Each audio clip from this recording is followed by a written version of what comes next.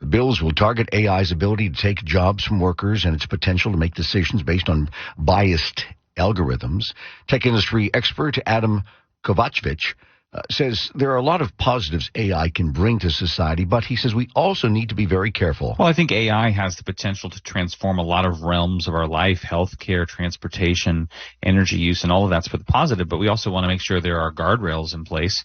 And so regulation can play a useful role, but of course the devil's in the details. We have to make sure that this is not going to strangle an industry, frankly, that is the crown jewel of California's economy. State lawmakers have already unveiled legislation to limit, among other things, the use of actors' AI-generated voices and likenesses.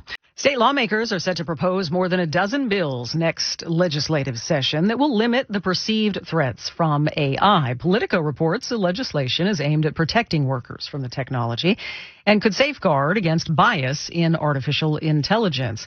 The CEO of the tech industry group Chamber of Progress tells us that the lawmakers can't try to hold back technology in general. Well, that's probably too big a goal, because then you might be denying the positive benefits. But if you are trying to legislate narrowly to solve a particular problem in a very narrow way, then I think that has a greater odds of succeeding. And legislation works best when it's clearly solving a problem that consumers are facing and in a way that most consumers can live with. The lawmakers want to target AI while it's still in development because they learned a lesson from social media, arguing that policymakers failed to realize the downside. California going to take on AI while it's in development. Politico saying state lawmakers proposing several bills aimed at regulating the tech next year, including one that's going to target the potential to eliminate jobs and curb public safety threats like AI-powered bioweapons or cyber attacks.